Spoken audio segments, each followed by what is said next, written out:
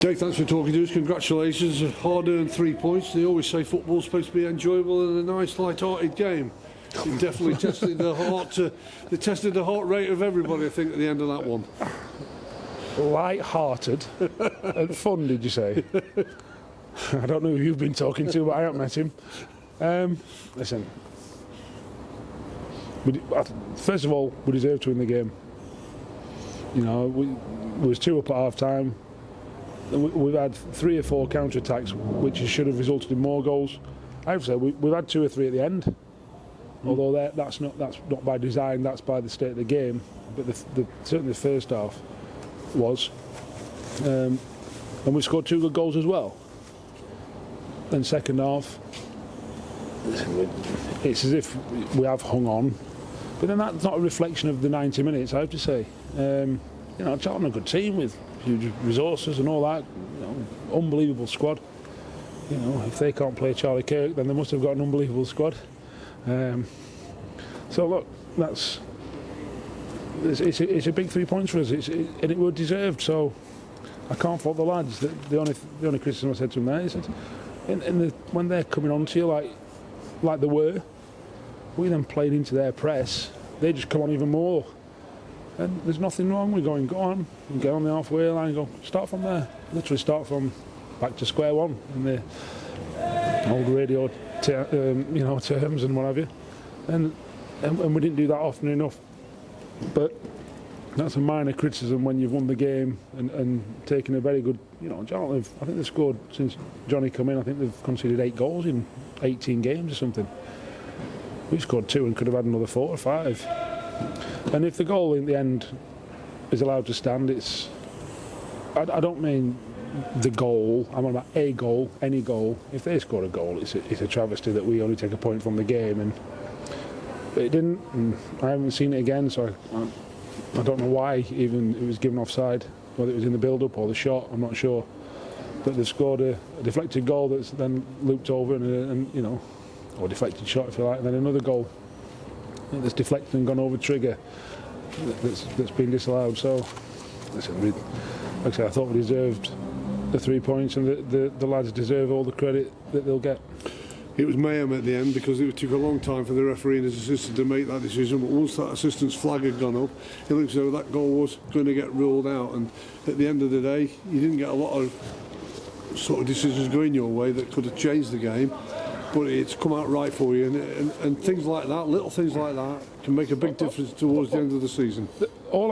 Forget the referee, all I'll say is how on earth the 4th official got 6 minutes. He had 30 seconds on for a foul on Travis Johnson, picking the ball up, walking 3 yards, dropping the ball, and the game restarting in a normal fashion. He had 30 seconds on for that. How that can happen is beyond me. That's just officiated, and the disallowed goal got scored in that 30 seconds. So offside or not, I don't know, I haven't seen it. That 30 seconds should not even have been played. It's just ridiculous. You know, was it 5 minutes in the first half, 6.5 in the second? I can't remember the physio going on, did he? It's ridiculous. It's ridiculous. It's just over officiating from overzealous 4th officials, and the mark will reflect that, I'm afraid.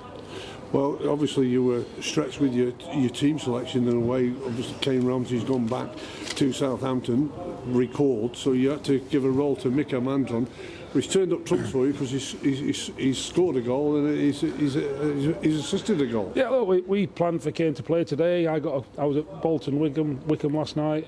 I get a call at 10:30 as I'm leaving the ground to say that they're recalling him and he's going to Ross County. I haven't heard from Kane since. Listen, it is what it is. Well, what you've got to do is you get on with it, don't you? Yeah. At the end of the day, you can't make one through the door. You've got to try and get more in. But at least it showed. If anybody's testing out the willingness or the camaraderie of the squad, if they're ever thinking about that, it showed again, didn't it? Oh. I know you haven't, but it just showed you put players in positions that they don't, you know, prefer really. Alex Neil was here tonight, and I turned to him after the first goal. I said, "There you go. First goal goes in. They're all in this bottom corner here, all together. Every single one of them, apart from Trig, together. There you go. Don't can't question their attitude, application, togetherness. You know, we've got a big half a season to go, huge half a season to go for this football club. And if they stick together, they're going to give themselves the best chance. And it's part of my job, it's part of everyone's job, you know. Are we going to fall out? Well, we might, but only in a professional manner. You know, we're all going to be mates at the end of the day. So, you know, we're going to stick together. We know what we are, you know. And if they keep playing like we played tonight and battling and fighting and all them sort of words that maybe you don't associate with Crewe, you know, not always. But if we keep playing like we played tonight with hunger and heart, you know, mixed in with ability, then we'll give ourselves a chance. You know, we've just beaten a really good team. Make no bones about it, it's a really good team. Got to back it up against Shrewsbury on Saturday. And if we do, they're going really well, really good form. So we've got to play well again, and if we do, and you know, we've set them some targets, and if we hit them, then we'll be okay. Good that you responded. We talked about it earlier in the week. I know it was against a good Rotherham side, but you conceded 4 there. You conceded 4 against Burton. But you've responded with exactly what you wanted, and those results are improving. You know, you're now only just those 4 points away. You're into the pack really now. You're fighting with a pack of 7 or 8 clubs.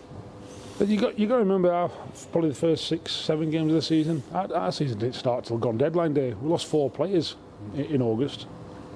You know, 2 retired and 2 got sold, or wasn't with us. You know, or went on loan. You know, that's hard. It is. You know, and by 15 games in, we're going, okay, we're finding his feet. Well, it's hard when you're 15 games into a season to get work into the players, because games are coming. You know, you're in a competition calendar at that point. But I think we are slowly improving. You know, I've said it. We'll have the odd setback, probably more than the odd setback. You know, we had one at Burton.